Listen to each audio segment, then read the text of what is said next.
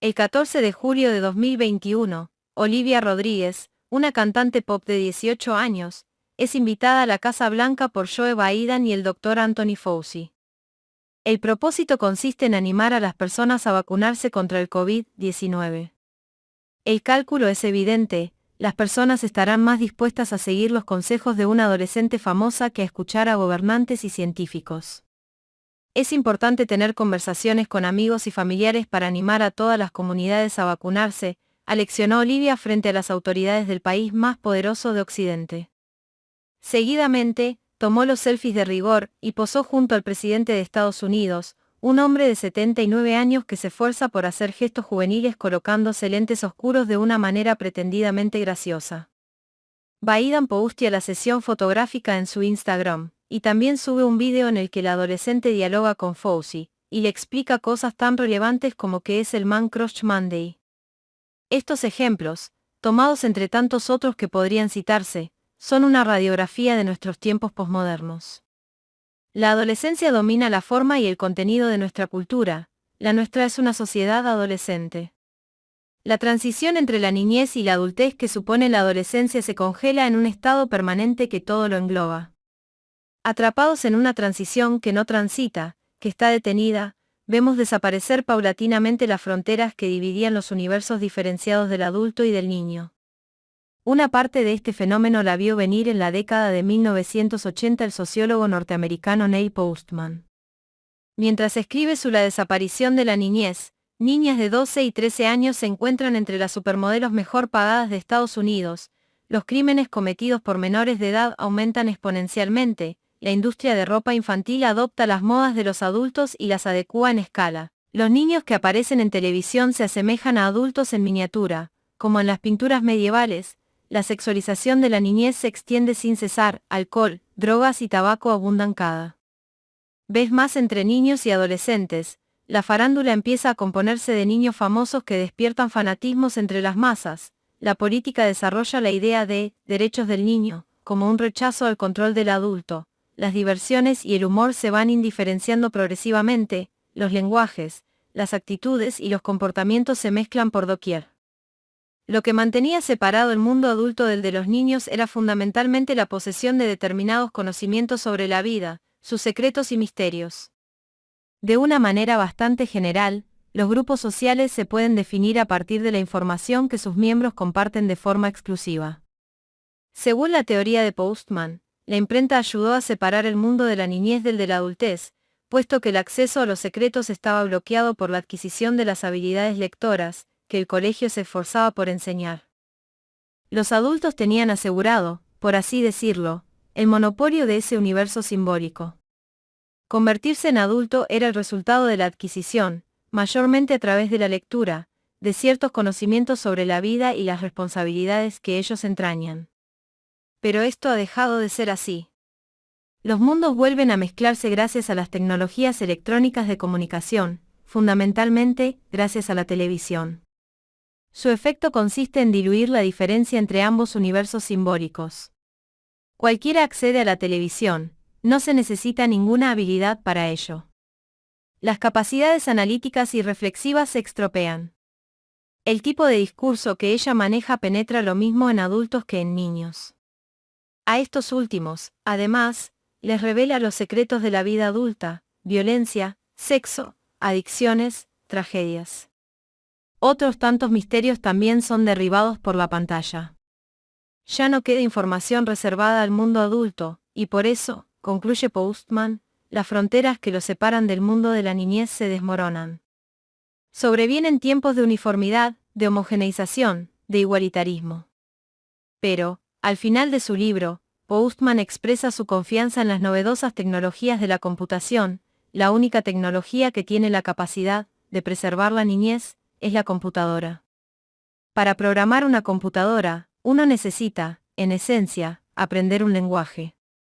Esto significa que uno debe tener control sobre habilidades analíticas complejas similares a las requeridas para una persona completamente alfabetizada, para lo cual se necesita un entrenamiento especial. Este es el gran desacierto de Postman. Se le escapa la posibilidad de las interfaces gráficas, que harán innecesaria la posesión de conocimientos de lenguajes informáticos. La computadora será muy pronto una especie de televisión interactiva, que orienta al usuario mediante imágenes. Más importante todavía, con la llegada de Internet, el quiebre de la diferencia entre emisor y receptor hará de los niños y adolescentes productores de contenido, y ya no meros espectadores. Esa computadora que para Postman representaría la conservación de la niñez, cuando se conecta a la red de redes da paso a la comunicación de masas como un ida y vuelta, y la cacofonía digital termina de mezclar e indiferenciar el mundo adulto del mundo de la niñez. La televisión permitió la recepción indiferenciada de información. Internet permitirá, a su turno, la emisión indiferenciada.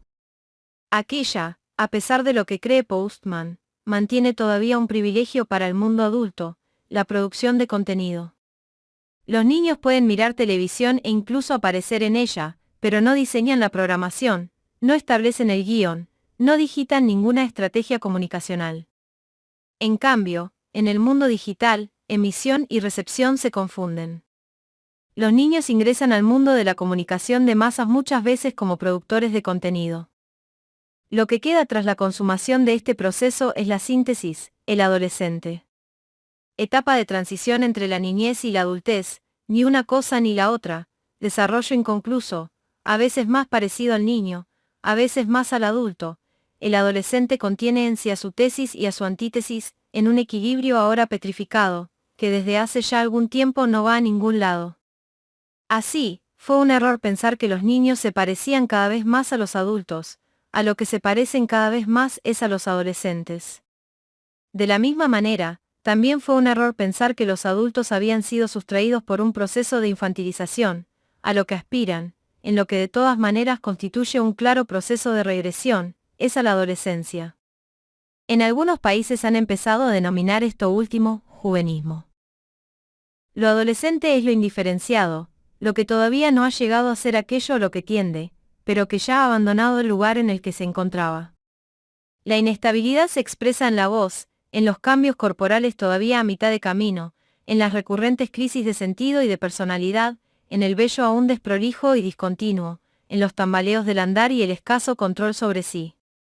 La autonomía, si bien se reclama, aún no coagula, le falta la responsabilidad que viene aparejada al autogobierno. Lo adolescente adolece, sufre la carencia de esa llegada que estabiliza lo que se es.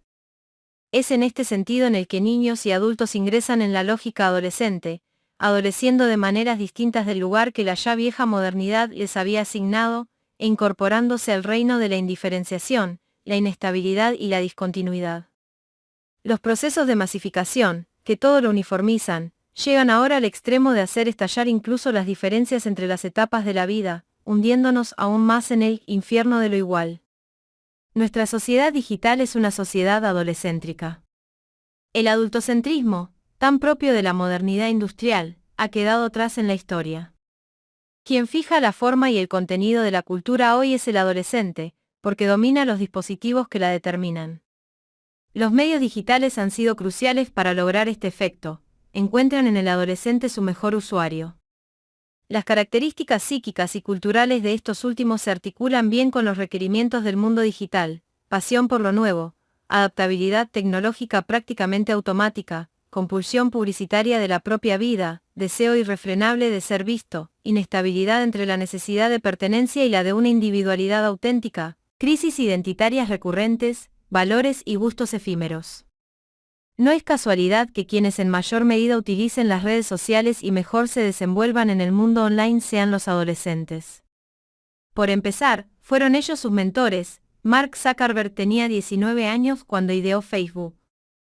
Tampoco es casualidad que, cuando una red social pasa a ser utilizada mayormente por adultos, pierde de inmediato popularidad, como ocurrió con el mismo Facebook. En los últimos tiempos, a los adolescentes se los ha empezado a designar como nativos digitales. Los números son elocuentes.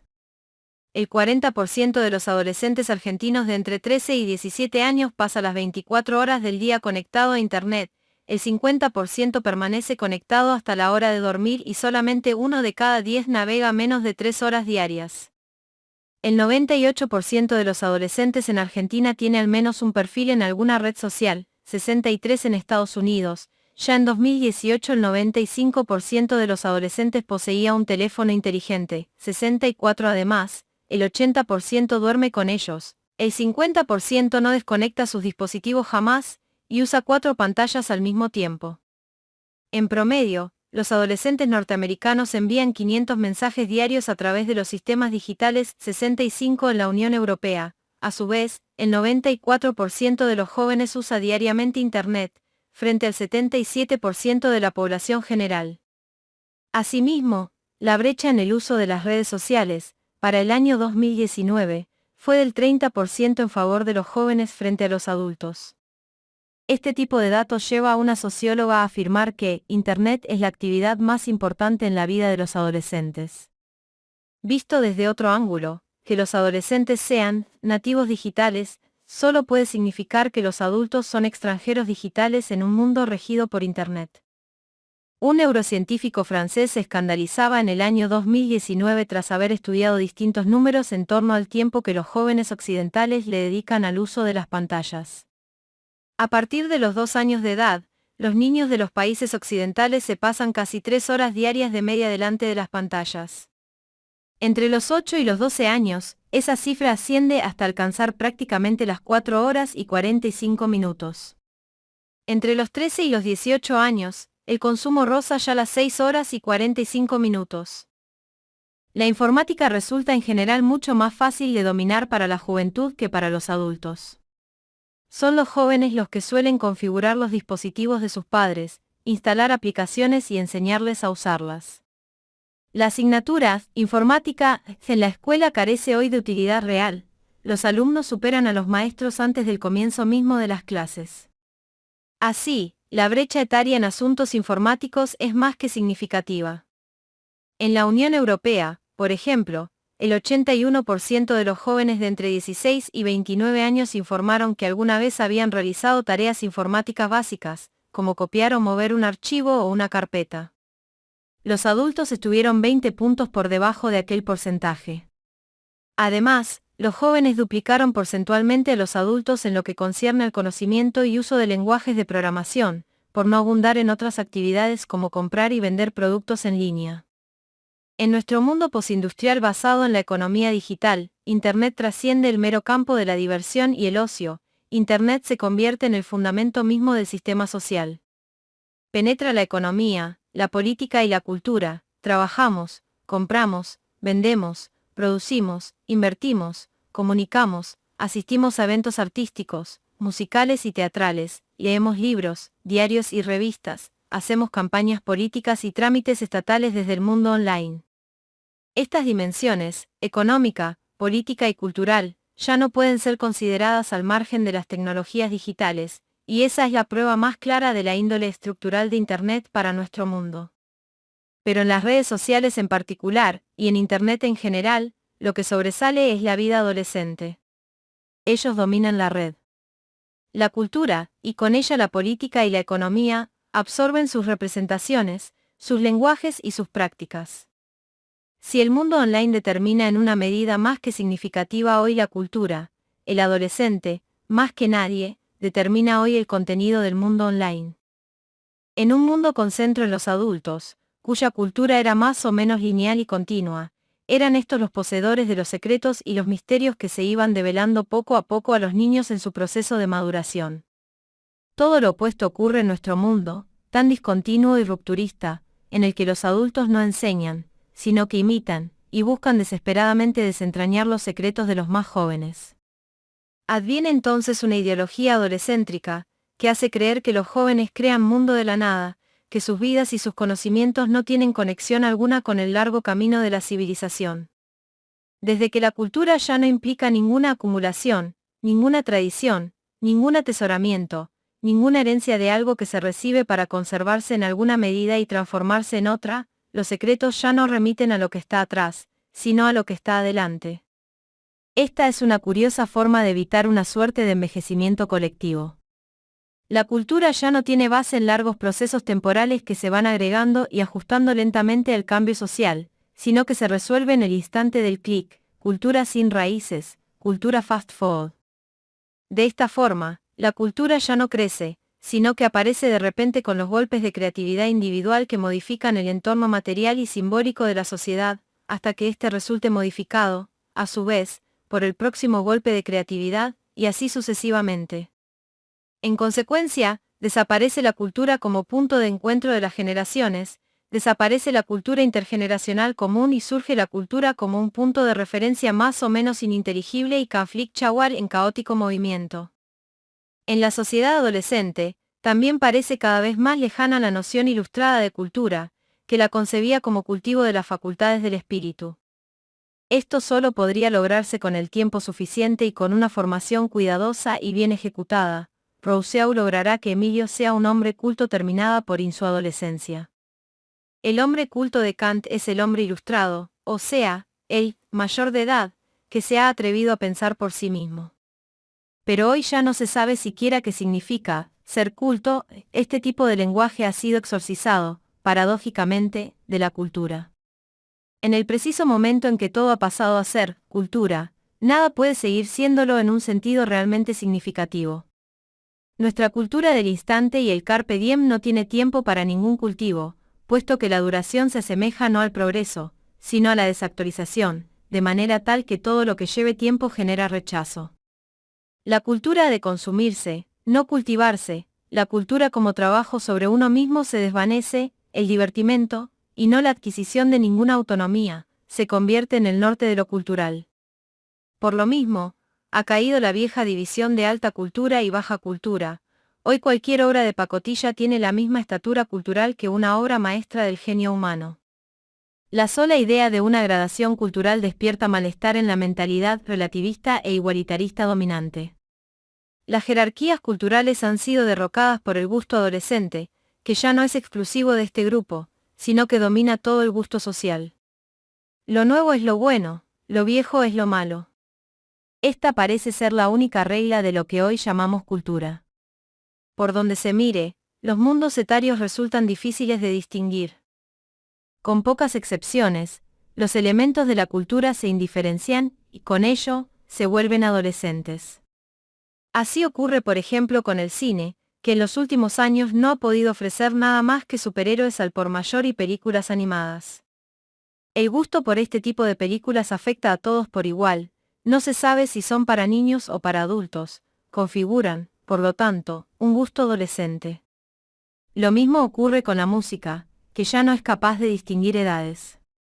Los géneros musicales, también mezclados entre ellos en productos cada vez más uniformizados, no se vinculan a ninguna edad en particular, como hace no tanto tiempo podíamos decir que ocurría, por ejemplo, con el rock y su estrecho vínculo con la juventud.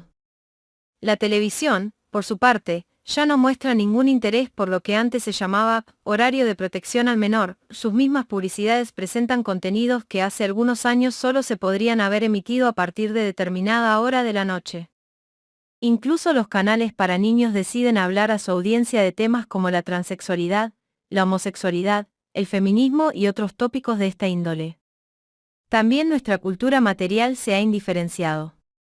Las vestimentas ya resultan indistinguibles, puesto que niños y adultos se visten como adolescentes. Silicon Valley y sus gurúes ilustran como nada este estilo que reniega de los trajes y las corbatas. Asimismo, el acceso a determinados objetos tecnológicos, que hasta hace no mucho estaba reservado al mundo adulto, hoy también corresponde a cualquier edad. Celulares, tabletas, computadoras, laptops, estos juguetes de adultos, hoy son también, contra lo que suponía Postman, juguetes para los niños, que aprovechan en ellos distintas aplicaciones interactivas, el uso de redes sociales y juegos varios. Al mismo tiempo, los videojuegos, asociados al mundo de los jóvenes hasta hace no mucho, hoy trascienden esos marcos etarios y se convierten en una actividad laboral no solo para sus productores, sino también para sus usuarios. Tal es el caso de los juegos NTF, en los que trabajan, jugando, cientos de miles de adultos. Rollers, tablas de surf, tablas de skate, wakeboards y snowboards. Ha dejado de ser raro, hace algunos años ya, ver a adultos deslizándose en estos artefactos del deporte extremo otrora exclusivo de los jóvenes. Es como si casi lo único que realmente separara estos mundos fuera la posesión de medios económicos de la que habitualmente gozan los adultos para acceder a estos juguetes. Si en el mundo adultocéntrico había que esforzarse para superar las carencias que lo detenían a uno en la minoría de edad, en el mundo adolescéntrico, al contrario, el adulto representa carencias por doquier, carencia de flexibilidad, carencia de creatividad, carencia de originalidad, carencia de adaptabilidad, carencia de habilidades tecnológicas, carencia de onda, carencia de tiempo, carencia de energía, carencia de vitalidad. El ingreso a la adultez es cada vez menos visto como plenitud, de las capacidades, de la inteligencia, de la responsabilidad, y cada vez más como pérdida. Lo único que tiene a favor, cuando existe, es un mayor nivel de ingreso económico. Pero ahí están las grandes celebrities e influencers adolescentes, para mostrar al mundo que es posible ser muy joven y demasiado rico. Es así como, allí donde el mundo adulto posicionaba al menor como metáfora de la carencia, el mundo adolescente coloca hoy al adulto por regla general en ese indecoroso lugar. Si alguna vez el niño fue concebido como un adulto incompleto, hoy el adulto es visto como un adolescente incompleto, pues le falta frescura y espontaneidad. Ni qué decir de la vejez, si la adultez es carencia, la vejez es discapacidad y obsolescencia consumada. La mayoría de edad ya no es un valor, no hay que esforzarse por madurar, sino por detener el paso del tiempo, o, preferentemente, por lograr su marcha atrás. Lo adolescente ha sido liberado de la edad, ha trascendido los marcos fisiológicos que lo definían, de esta manera, se convierte en la metáfora más apropiada de nuestra sociedad y su cultura.